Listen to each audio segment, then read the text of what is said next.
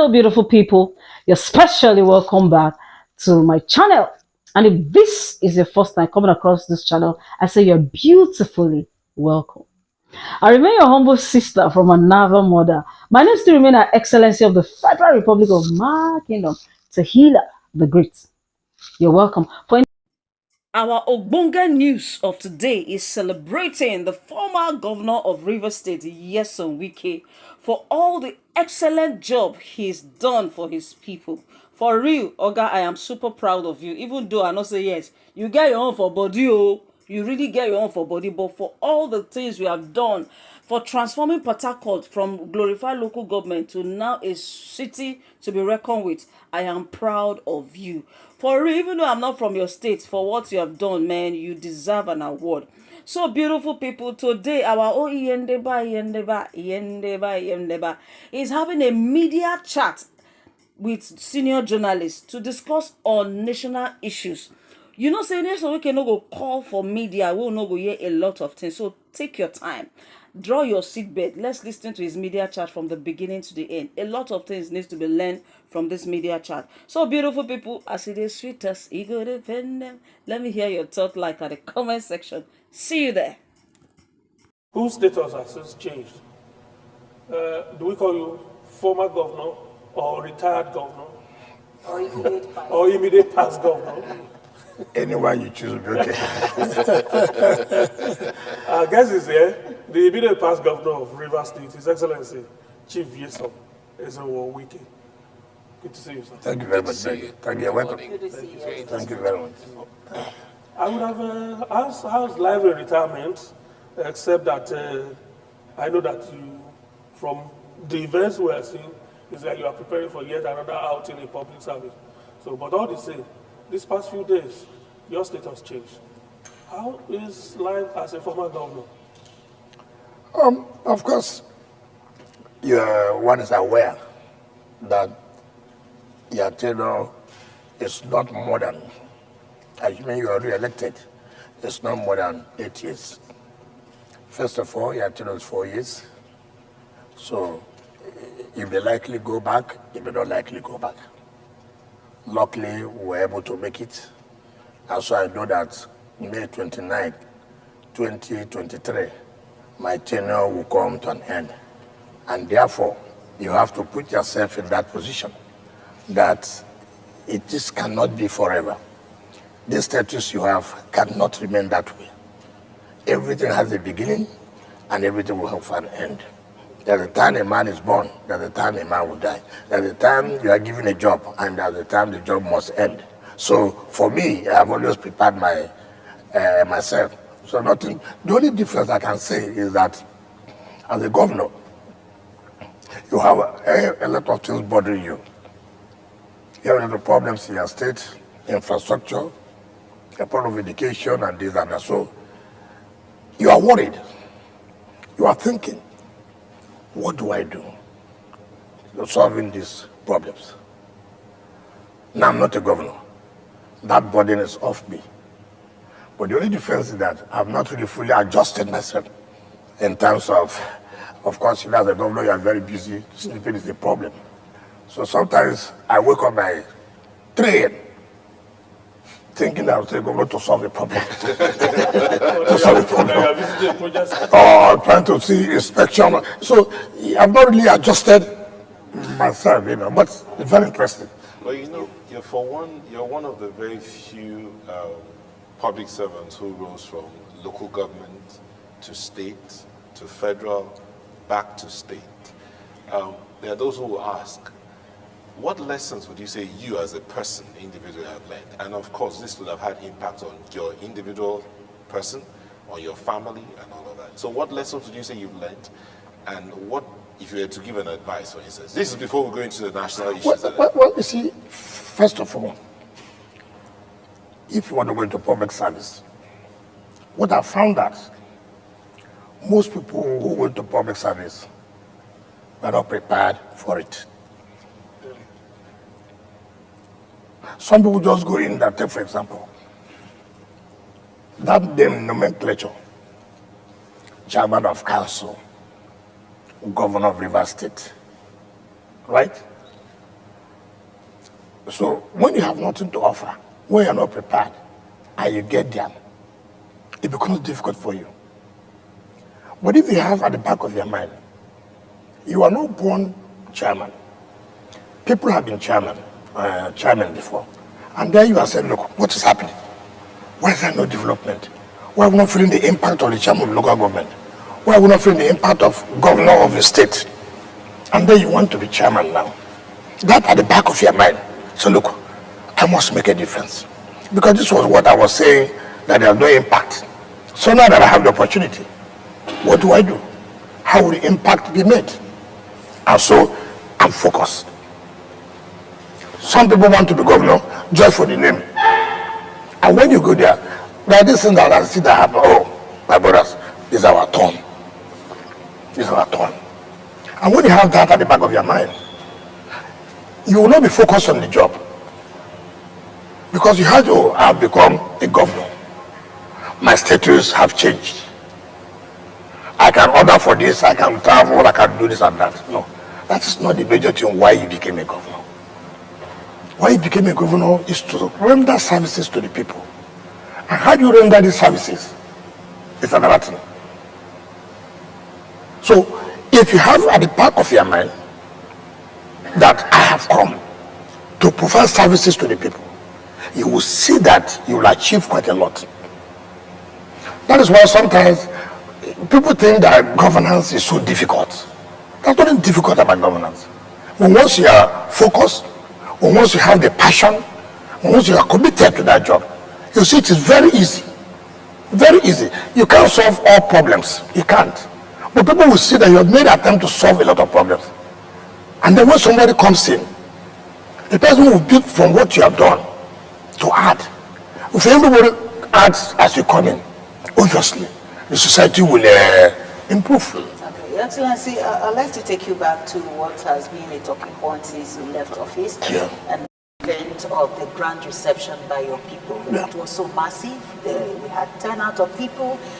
For most of it was very emotional, and we saw you on that program, and we could see the soft side of you, aside from the rugged and the dogged Governor Nyesome Wike that we know, we saw the soft side of Your Excellency. Yeah. Now, can you share the feeling? What was it like for you on that day? Do you know, I never felt that the day went for the, first of all, nobody handed over to me.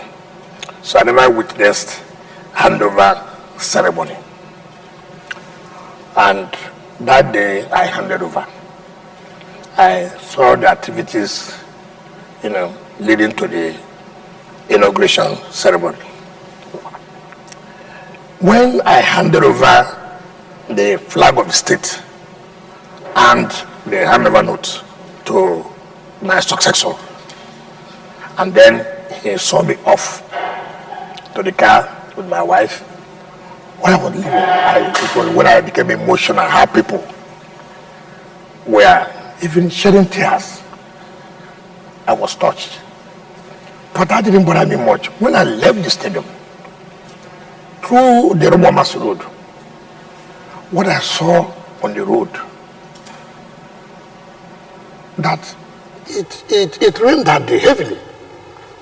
But people were on the road.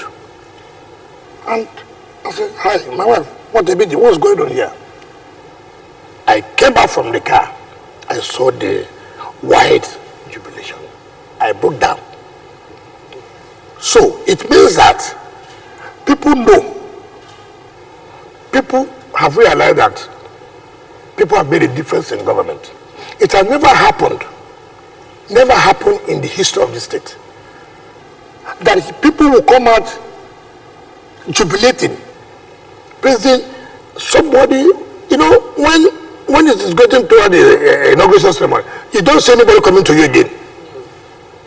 You don't see anybody coming to you. But in my own case, it was different. Even as I speak to you now, you will still think that I'm still in the office because of the way I impacted on the lives of people, because of the way I improved on the infrastructure of the state. So people can see it's not about stories. It's not about 3Ds. It's what people feel. Look at Port Harcourt. Port That's what has changed. And people were wondering, what were we doing here before? What was happening to our state before? You mean Port Harcourt can be like this? And then such a person leaving office. But the greatest thing any politician would have is that his people coming out to receive him, to say, look, my son, our son, we have done well. We appreciate you. You never disgraced us. The day I got to my village and my father came out to receive it, you can see how emotional my father was.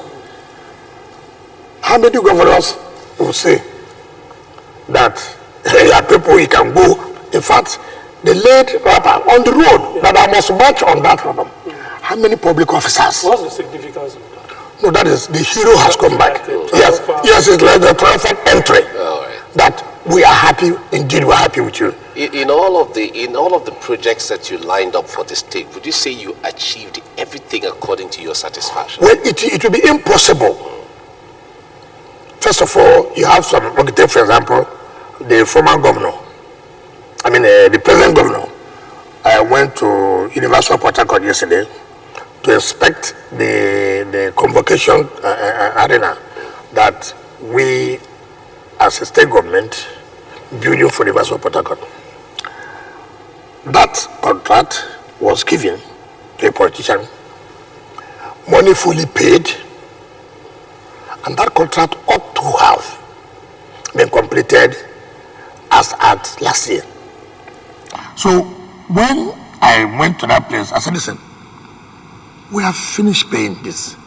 Why have you not completed this? And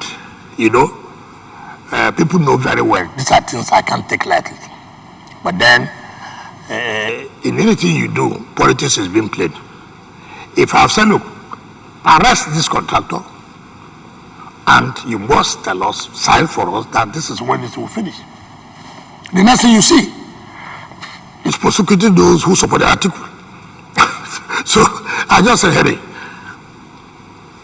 all this propaganda is not necessary. So for me, that job I gave out, I ought to have. It is not from the government now. They would have been paid. So these are the kind of things that will make you not to finish all the projects. But what gives me satisfaction is that these are not projects that we abandon. You saw the governor was there yesterday, and the people told him 60 days. And I watched on television, said 60 days, 60 days. And in that 60 days, we believe that project would have been finished. As I speak to you, the projects we left are not the kind of projects that, they've just started. No. Projects that money have been paid up to 70%. And the governor, being part of us as a former Accountant General, knows everything we did. And I can tell you, in his 100 days in office, the kind of projects he will roll out will be shocking to the entire country. Because for me, if you are leaving office, you don't just keep crisis, bottle of crisis for your successor. You should also put things in place that will make your successor to succeed. And that's what we have done. So now that you've handled... That's a quick follow-up. Okay. Would that be part of the reasons that informed his choice for a kind of seamless continuation of governance? Part of what I've seen in our system here is that when somebody is not part of that system, he comes in, he abandons everything that had been done by the previous administration. But unfortunately, I didn't do that when I came. But even though nobody handed over to me, in 2015, every project that was awarded by my predecessor, I completed them. In fact, it became a problem that when we go and commission a project, all you hear is that, was it the one who awarded it? It's not need to praise us that we did not award it. Yet, we said, no, this is a government fund. Government is a continuum. You are not telling us that, no, we are not the ones who awarded it. It's award the problem or completion. So that you actually said no to. No. Like the monorail. No, I didn't say no. The people of River State said no. When I came, I summoned a meeting of stakeholders in the government house. And I said, look, tell me, From the records, this project, over 50-something billion have been spent. And from what the contractors are saying, they require about another 40-something billion. So, what is the economic viability of this project? Do you advise I should go into it or I should leave it? I use the fund for other development projects. And they said, look, this is not our priority. What is the kilometer of this monorail? Where is the traffic is taking? From where to where? So I listened to the people, and I went, if I had that kind of money, where you had that monorail, it would have built flyovers and then to decongest the as a rivers man, yes. What will not become of that project? Every time you drive frankly speaking, I don't know what the future will be. But I think that maybe in future the state may want to, but we'll also look at it for the man who started it, for him to see really. That is if it survives the future. Yeah, but people will know. Well, that guy's government, the kind of project you carry out must be thoughtful, must be impactful. You see, some people go to Dubai. I saw this monorail in Dubai. And then you come to your state, I will do monorail. What feasibility stuff? What study have you carried out on the performance of this project? Yes, monorail is a fine thing. If you see people are okay, fine. But what's the impact? As about time, is there a major problem? Is that a major problem of the state as about time? Maybe in future, in 40 years, maybe. But now, what are the immediate problems that the state requires to solve, to move on? I mean, you can't just carry a project that will be useful in 100 years' time. When you are talking about what you can solve now to make the state economically viable. Okay, you talked about some project that you carried on from your predecessor's project. What about the remodeled schools? There are some who argue that you abandoned the schools that were built for these children, and they were not all used. You know, the problem people have is that they don't like to say the truth. I was chief of staff then. Why are you bringing down schools to say you want to start building new schools? If you look at the report by the Economic Advisory Council, which he set up then, headed by the late Professor Nyesome Wike, who just died. If you see the report by late Professor Nyesome Wike, how can you award just for purposes that you want? Even some schools are starting where they don't have 200 persons. Yes, unnecessarily. I went to Minima one of these days. How many people in Minima go there? Over 300 of these schools just left like that. Take for example, government secondary school Ogu in Ogu local government. They brought down the whole building and said they are going to build a new one, not one single block was put. This is a school that you see children, people are there, and you gave them hope. You brought it down. It was as I came, I went there and rebuilt that school. Go and see the standard it is today. The same thing happened in government secondary school, Emohua. You remove the school where the school was. They are going to build a modern school. The school was abandoned, not completed. Now go and see what was done in Emohua. We have rebuilt the school. Now this one you say was a modern school abandoned. I gave it to the university to be a campus of the university, and which has been completed. Go there and see. Go to government secondary school. Go to Eche. You know, okay.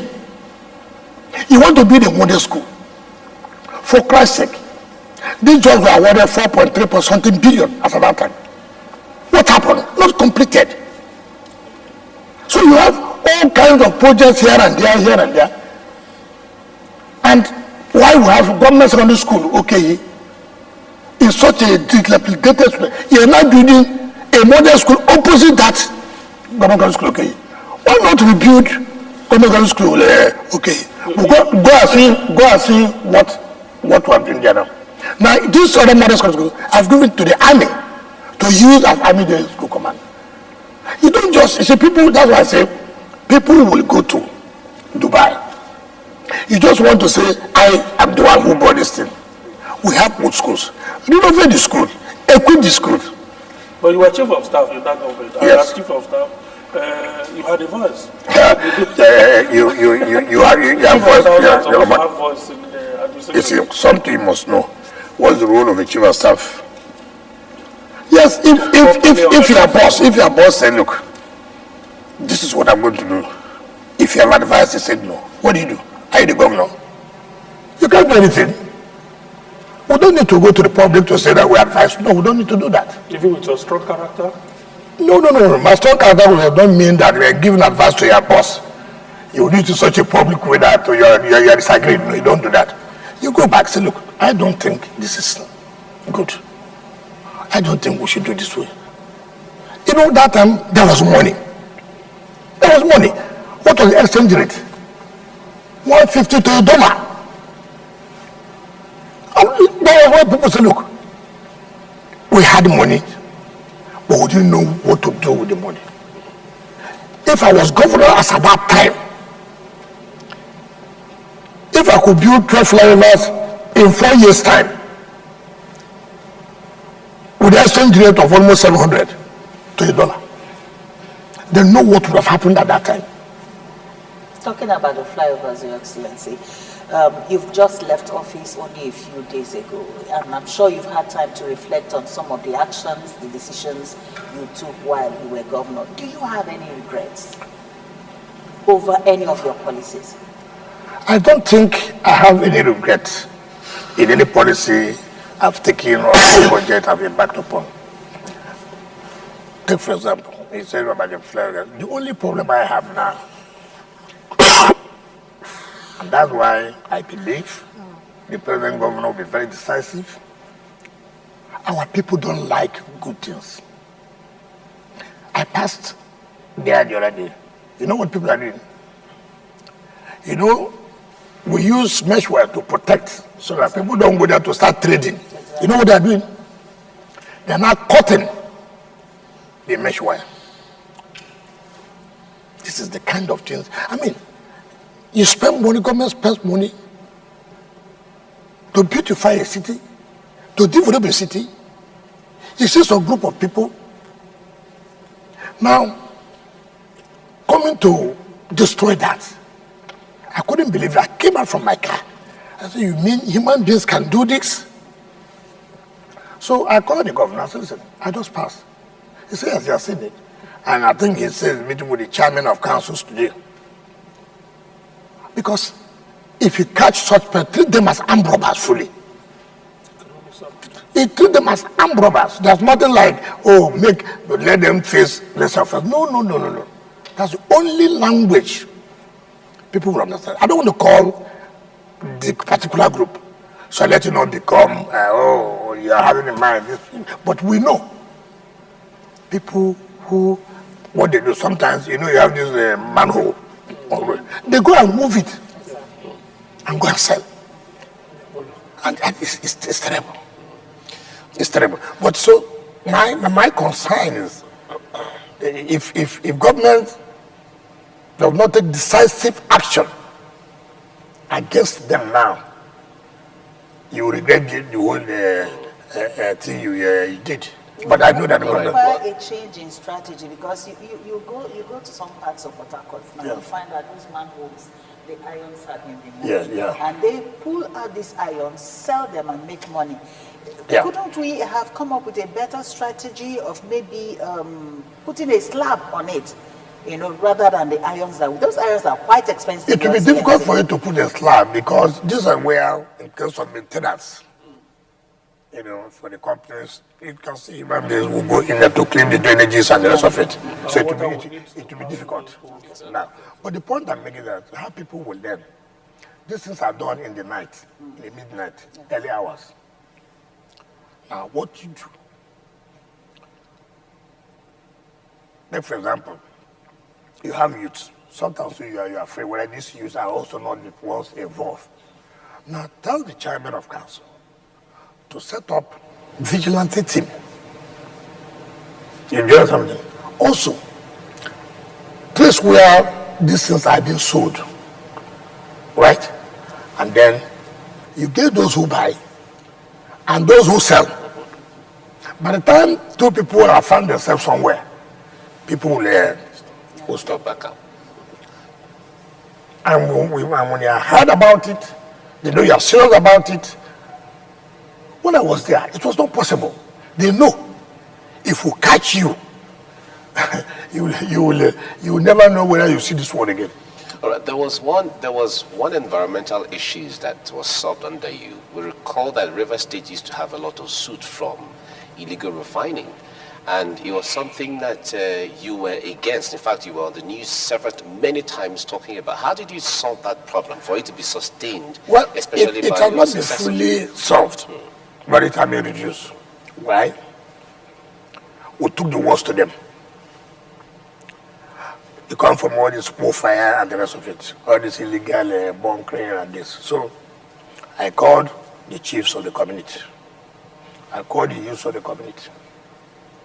These things are done by you. If they are not done by you, then you are a complex story, because nobody, no outsider could have done this here, and then you are watching. It's not correct. So the chiefs were involved. The youth were involved. I declared the war. I said, look, if this happens in your community again, chief, I will take you. The youth, I will take you. And of course, everybody had to say, listen, there's a problem. Again, the security, some of the security were involved. They were the people who ate these boys because they get money from there. I know nothing pains you. You think you're working with security agents, not knowing that the ones collaborating with these people. They escort these products out. We have had so many instances. There was a time I just told my team, I said, listen, what kind of country is this? I'm not in charge of security. I can't say anything. And for me, it's a major problem. And that's why, for you to reduce this oil theft,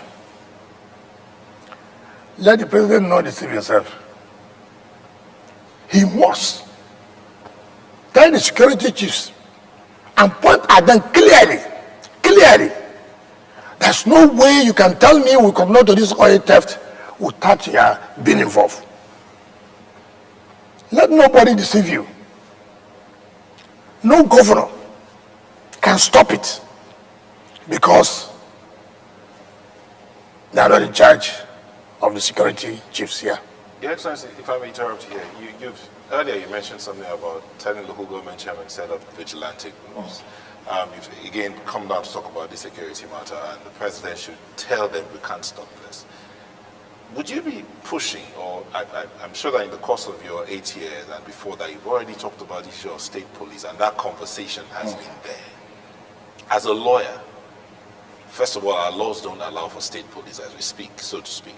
But as a lawyer and one who has been there, and now you're on the outside, what would you say about allowing state police to come in, and what areas would they have to operate with? It has nothing to do with being a lawyer. It has nothing to do with what you are talking about, true federalism. You don't need to be a lawyer to know that we are saying we are operating a federal system. Go to all over the world, those who are operating federal system. In America, you have local councils have their own police. Yes, they do. Take for example, that I say we should set up a vigilante. That does not necessarily mean that you're going to give them sophisticated weapons. No. It could be like intelligence. Do you understand me? It could be like intelligence. We set up a neighborhood watch, which were being trained by our security agencies. Clear. Do you know what happened? Former Chief of Buratai, because the Minister of Transportation then told them that I was starting neighborhood watch for political reasons. They went to the NYC camp where they have been trained by our former security agents. They went there and harassed everybody. No. Former chief of army staff did that. Because the former minister of transportation, look, we suffer a lot of things in this state.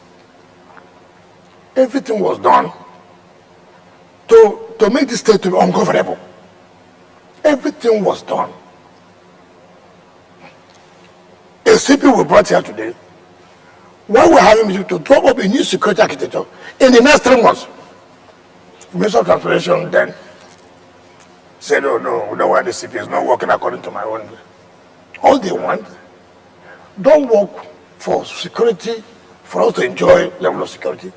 Let even the state is ungovernable. Why would anybody do that? That's what you should ask yourself. When you don't love your people, when you believe that, look, you had an opportunity to turn the state around, and somebody has come, and people are seeing what he's doing, you are not happy about it. So let it not be that anything development is going on. Everybody, it was not the secret thing. We had a hostile federal government against our state. In fact, people were surprised at the level of development. How? Upon this hostility against your state. I never knew that a governor will be sitting as a governor and he will be sitting there, they're changing his CP, security per minute, per second, per hour, per day. It happened to me here. Could I have contributed to why you became so vocal? Well, you see, if you don't shout and let the world know, the world will not know. There was nothing that the federal government then did not do to us. There was nothing. So, talking about security challenges in the university, it will seem as if at the advent of a new regime, insecurity tends to raise its ugly heads. From the reports of the past few days, it's like kidnapping in some parts are beginning to come up. It is not correct. It is not correct. In fact, this state has been so peaceful. There's a case of a kidnapper. That does not mean that no country, you hear in America, shooting of school children up and down. That does not mean you had your other day, Sokotans of how many people were killed. That does not mean you had the other day, how many people were killed in Benue. You heard the other, how many people were killed in Plateau. Have you heard of such killings in this state? No. So if somebody was kidnapped, does that mean that the state is insecure? It does not mean. You see, that's why I was so angry when I saw politics of relocation of tribunal to Abuja. I saw politics.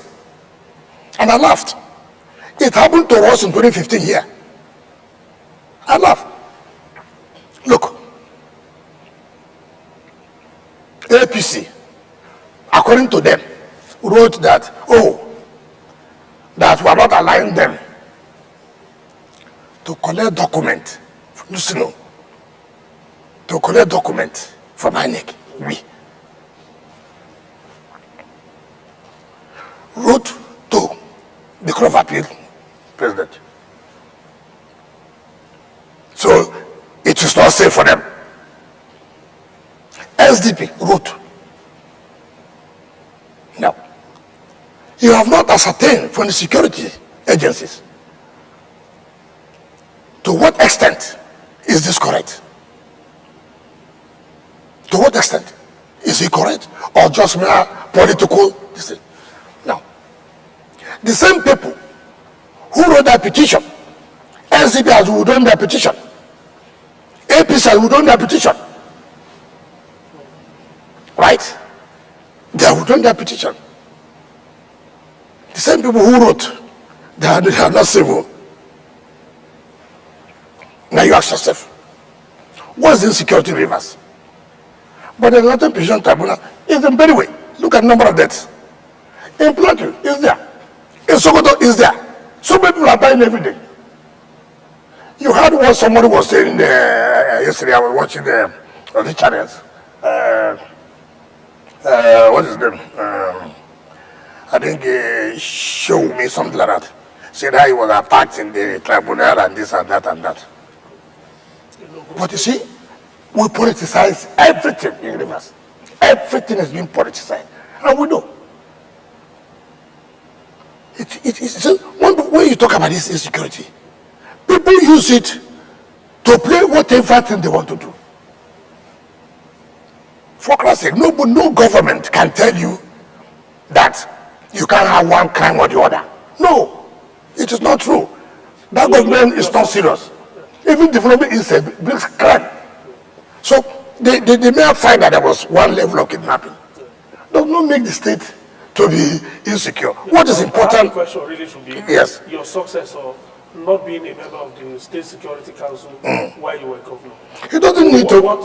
It doesn't need to be the tricks you use yes. to ensure that the peace reigns. First of all, you don't need to be a member of the State Security Council before you know. Listen, he was a top member of government, a civil servant at that level. That he's not a member does not mean that he does not get information. Two, that's the handover note. What we did. And in terms of funding of the security agencies, who was releasing the money? It's the Office of Accountant General. So he knows what we did for security agencies for us to be able to achieve peace or relatively in the state, excuse me. So being involved, if you are buying equipment, who releases the money? If you are giving logistics to the security agency, who releases the money? So he's fully aware. And again, he has a handover note that, look, see what we did in terms of security to be where we are today. To be where we are today. Unlike mine, I never had any handover note. I didn't know what was there, what was, I didn't have it. So it's just moving like this. What do we do? That was what happened to us. But maybe that's why you were able to make so much impact that your people came out to show their love and appreciation for you. It is not only, it is the passion, the commitment. I mean, if a state, I'm not the most intelligent person, I'm not the most handsome person. So if the state will say, look, we are giving you a mandate. Our hope is on you. For me, it's an honor. It's a big privilege. And the only way you can thank the people is not to disappoint them. Would you let your successor also serve the people without interfering? He's already doing it. What do you have? You see, like I said before, if you mean well for the state, your successor should not inherit problems. The only problem you should have are the normal problems in every government. Take for example, you cannot, nobody will tell you that, look, the issue of security, that well, some people may have reduced the level of security, which we did. And so he will work to make sure it still comes down. In terms of deliverables, some will say, look, they can't do anything because of the huge debt. All right? Some can say, look, all these things, they will say they are worried, are bogus, not in existence. So it's a problem for you. You now begin to say, how do I cope? When I came in 2015, our IGR was 4 billion a month. And that time allocation was heavily bad because the production level comes so low to about even 700,000 per barrel a day. 700,000 barrels a day. It was that bad. But today, as I speak to you, it's not as if that is okay for us, no. But we're able to move it up to 12 billion a month. So remember how bad that allocation comes. And we're able to pay salary. We still have some funds to be able to embark upon projects. I tell people, look, as a second-time governor, if it was my first time I did it, you would have said, look, he's looking for second time. But this is second time I came in. I brought Rosberger to do 12 flyovers and finish it. Do you know how much it is? I could could have as well pocketed that money. Second time I'm leaving. But for Christ's sake, how do you feel seeing how your state is and you're having money in your pocket? How do you feel? Is that what is giving you confidence to openly walk all over the place and even? I told you before now, I will leave this state without carrying security going everywhere. No, I told you that. And I told you I'm not going to run away from this state. How many governors can you now see visible come out? How many people? If EFC want to invite me, I told you if EFC invites me, they will stay in River State for 6 months. They will take them project by project. Look at what we did there. Look at where this money went. See what we did there. Then let them invite me. I'm not afraid of that. All right, Your Excellency, let me come in here. Yes. Yeah, we're talking about you leaving office only a few days ago, and Nigerians, we also are talking about a president who has just taken over only a few days ago. But if you ask me, I think he has taken some steps so far. I would like to know how satisfied you are with the steps he has taken, considering the fact that you lent your support to him openly from the other side. Yeah. So how do you feel? You see, I have told everybody who cares. My boss says, the first step of the dance tells you whether you'll be a good dancer or not. He has shown a leadership. The first day he took the oath, and he said, listen, we must tell ourselves the simple truth. It can be business as usual. See this problem. See this problem. See this problem. To start with, this so-called subsidy is gone. Not how many presidents can take that kind of decision? For me, that is leadership. For me, it shows that he's prepared for the job. It is a hard decision, but you have to take it. No good leader who needs way for his people will begin to propagate. No. He knew. He saw that look. In his campaign, he said it. He did not hide it. PDP president can just said it. Labour president said it. So all of them know that this is a problem for this country. And having been given the mantle of leadership, why are you going to waste time again? Having told the people, if you're elected, you're going to do it. For me, I felt so happy that yes, we didn't make a mistake. That is the kind of leadership we want in this country. Everybody, you see, everybody must not like what you have said or what you want to do. When I came and took some decision, take flavor of this flavor, I got abuses everywhere. Oh, is this an elephant project you want to take money all the way? This is a country. Which sane man will come and say that he's awarding 12 flyovers in 4 years? He must be a sane man. You just want to pack the body and go. Even when I was awarded it, even 6 months to leave office, they say, oh, this is the money he wants to take down. Since his tenure is coming higher. But I thank God today. They've seen the beauty. They've seen the transformation. That this thing can be done. But as a leader, if I had followed what people were saying, the inconveniences, I would have done it. But I know this is what is good for my people.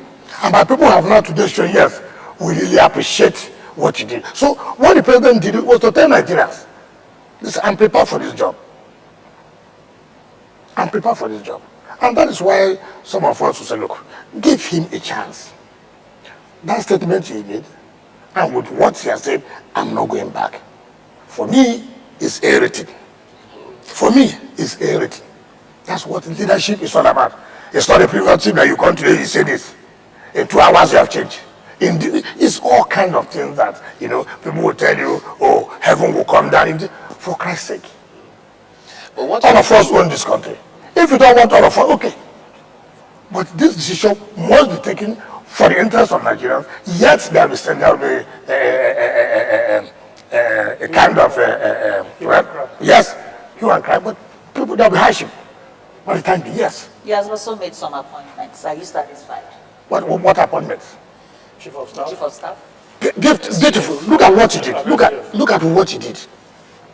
You see, I have never been a lawmaker. But I know in circumstances like this, you need somebody who can breach relates with the lawmaking or the lawmakers.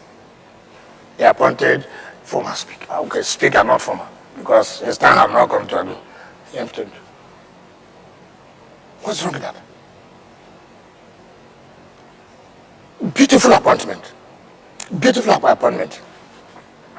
He appointed Akume as secretary to government. Former civil servant. Former director of government house. Former permanent secretary. Became governor. Became a minister. And you talk about engine room of government. Who can be more qualified than that? And look at what the man is doing, balancing. Remember, the Muslim ticket was a serious problem in this country. Was a serious problem in this country. Whether anybody wants to accept the truth or not, it was a serious problem. And that's why you have to be careful. Nigeria is such a complex country that you have to be careful. Don't mind those who are so selfish that they can't see the truth. It was still a problem for him. And for him, how do I now say or to assure this other section that look, what you think is not what it is. Therefore, I'm going to bring in this government people from these areas too, to assuade them that look, what we're doing is right thing. And he happened to be a Christian. And for the North Central, you see the balancing. If anybody tells you, no, don't bother, we can't appoint anybody, it's a lie. Those people don't want this country to be one. These are selfish people. So for me, he has shown that he has that capacity. He has shown to Nigeria that look, what you are talking about does not exist in my mind. All I want is to win the election and show my capacity. And that's what Nigerians want. Your Excellency, your relationship with the president is making you a kind of, let me use this expression, a hybrid politician. You are more or less the leader of the PDP in Rivers State.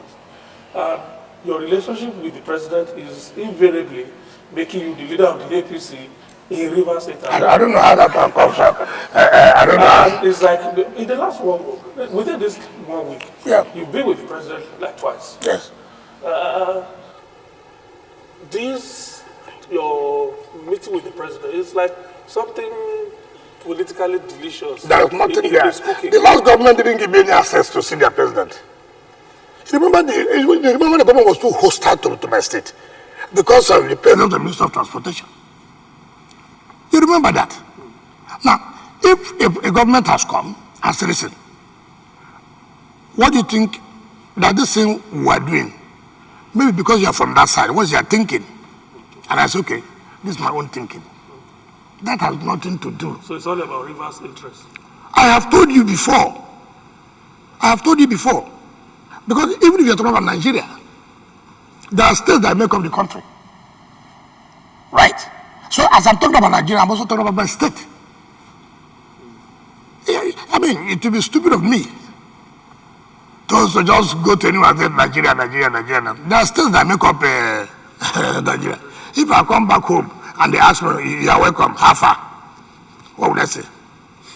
So you see, it's very special. Is that not contrary to the principle of federalism, where you're always running to the center for whatever it is? I'm not running to the center, but which is even wrong. That's what we're saying. The federal government has enormous power that have made the states to be beggars, which is not the way it's supposed to be. Take, for example, when I challenge the issue of VAT, I said, listen, under a normal federal system, even by the Constitution, VAT is to be collected by us. But it was politicized. Some states who believe that they get money from VAT, who they don't contribute, teamed up. Some came as this region. Some even by the issue of religion into the whole thing. And I asked them, listen, look at the Constitution there. Am I the drafter of the Constitution? Look at it there. is part of our federal system. And it's a problem we only say that we practice federalism on pages of newspaper. But in reality, there's no federalism in Nigeria. There's no federalism. That's why most people are afraid. So why you see states every time I go to Abuja is the nature of the federal system that we operate. We are merely beggars. You see a governor going to kneel down for IG. You see a governor going to kneel down for chief of amnesty in all kinds of things. You see a governor going to kneel down for a permanent secretary in the federal ministry, begging. Look at the issue of stamp duty. Very clear. Who should? But for, peace to reign, they agreed that, okay, let the matter go for Supreme Court. You get this percentage, you get up to now. Maybe permanent secretary, Minister of Finance, maybe Governor Central Bank. Dictating when the money, you see, I just said, look, we don't have any, let us not pretend about it. This is what you have agreed. And politics came in. Is that the kind of federal system that we should run? That states now go to bank, go to the central bank. Look, this governor of central bank is like a president. It is a system. Governors are just beggars. So go and see where they are queuing. But still, I've never seen that in my life. Your Excellency, Yes. we'll go It's recent, yes. shortly, but maybe just before we get to that point, still on this constant meeting with the president. The president is enjoined to pick a minister, at least a minister from every state of the federation. If he offers you the slot for Rivers State, would you take it? In fact, there's a list that is already trending online. I'm sure And you've his name seen that is also. prominently And in on that fact, list. your office is has already been identified there. Let me not go into that. But I know, Your Excellency, you've also seen that list trending. So how will it go? A PDP man in an APC government accepting such offers? Are you talking about APC, PDP, or you are talking about Nigeria? You see, must I be relevant only when I'm given an appointment? You see, this is the problem we have. Must you be relevant only when, like somebody said, your relevance is what you were able to do while you have opportunity. Your relevance is how your people see you. Right? That's your relevance. Not when you are given an appointment that makes you relevant. No. But like I said, every week you see people rolling out different lists. What is my business? The Mr. President has not called me one day to say, look, this is what I want you to do. For me to say yes or no. But you see people every week. In fact, I'm sure this week another list will come out. And your name will always be there. Why? Because they are let me tell you what they think. So they think because the way Rivers State is now, it's clear. Politically or The otherwise. president's party in Rivers State is not in sync with him. What's my business? If they have problem, I don't know. Probably that's why you have become the beautiful bride. I don't know. It is the relevance. It is the relevance. Listen, we say we are supporting Southern president. Our Southern president won. These other elections were local. House of Assembly election, local. National Assembly election, local. Governorship is local. But presidency was a national issue. And people were saying, look, this is what they want now. The power must shift now. And it was easy. And you remember, in the local areas, what some of them were telling, where are we voting for this one? They're already aware. It's a language they speak. Forget about what you see in the urban. In the rural areas, they already, you see, it's like here. If we are doing governorship, in a community where a governorship candidate comes from, you will see the sentiment there. They're not talking about assembly. You see what they're talking about? We'll put here where our own son. It is in the urban where I speak all this grammar. That's where I speak all the grammar. Just like I said, maybe, I don't know. Like I said, people are always speculating. Nigeria, when I was finishing my first degree, I think my supervisor said, look, he wants somebody to, can't I take it up? Rumor, how does it emanate? Who are the beneficiaries? I said, sir, there are not too much literature on this. But it's something you can say, yes, maybe if I do my master's, I will do, but now let me graduate first. Let me have my degree, and then my master's, I can now, sit down and come up with, what you do, your research work, questionnaire, this and that. Unfortunately, I didn't do that. I have to go back for another first degree, which is law. So you see, I can tell well. So these rumors, who sit down to contemplate about it, who sit down to put in such a way that people will begin to say, it's correct. Nigeria, the analysis has come, and this is authentic list. Every week, there's one authentic. But is the president consulting with you regarding appointments?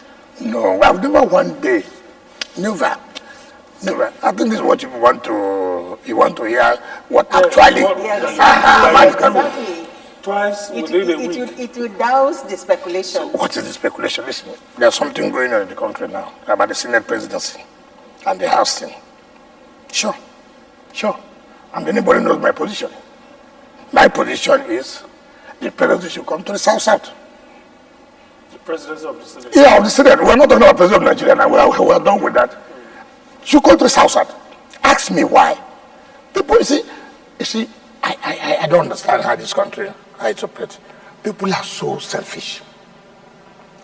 If you agree that the presidency should come to the South, tell me in truth, where should you go now? In truth, it can't be in the Southwest, right? How will it be in the Southeast? South has only produced one Senate president, 1979, Joseph Wires. Southeast has produced over 7. Eworim, Ayim, Wabara, Nyamani, Okaribo. Name them. Anyim. Name them. Let us tell ourselves the truth.